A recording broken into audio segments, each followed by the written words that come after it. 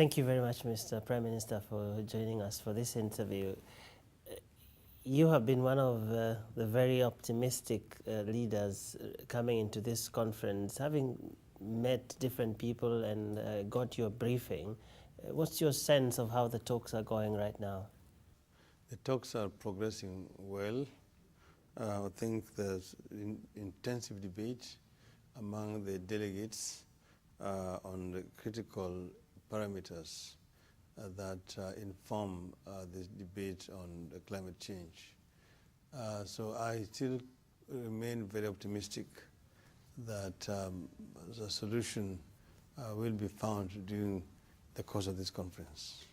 Yes, you have said that failure is not an option in Copenhagen, that Copenhagen must succeed. What, in your view, would constitute success in Copenhagen?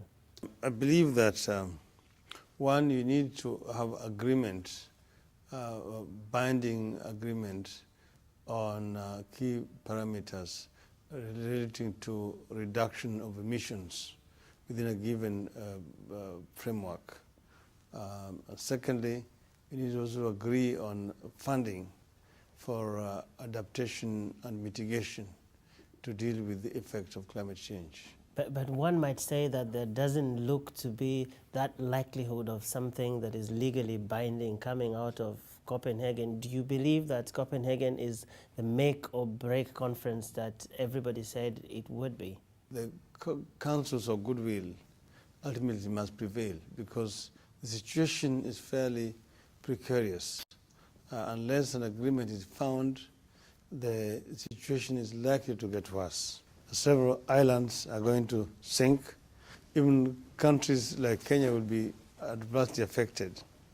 Yeah, but talking to a lot of the technocrats that are already here, the negotiators who are going through this process, they don't seem very optimistic. They seem to believe that the developed countries are not willing to put on the table both the figures of the emissions reductions that they're willing to undertake and the figures of the money for adaptation and other financing mechanisms that need to be in place for technology transfer and things like that. Where do you derive your optimism from?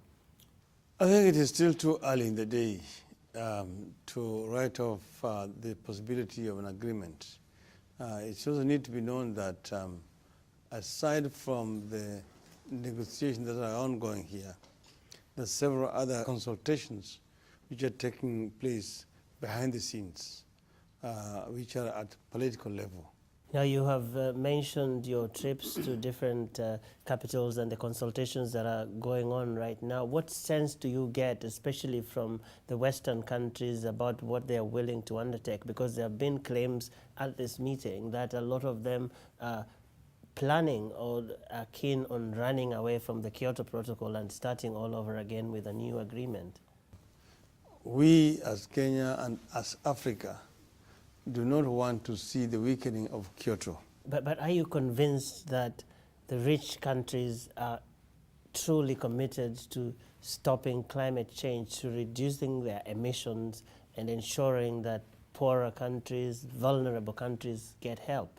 Developed countries of Europe and North America must realize that by becoming intransigent and not listening to the voice of reason and science, they actually run the risk of helping to completely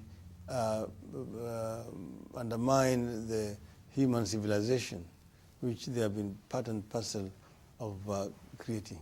Some would say such an appeal needs to go more directly to President Obama, for example, whose country is seen as the greatest emitter of greenhouse gases in the world, and they are not part of Kyoto that you said everybody should be part of. What specific message would you have for President Obama, who is not too far away from here right now, ready to receive his Nobel Peace Prize? Yes, President Obama has actually sent us strong messages to Kenya that we need to reform and keep the reform agenda on track.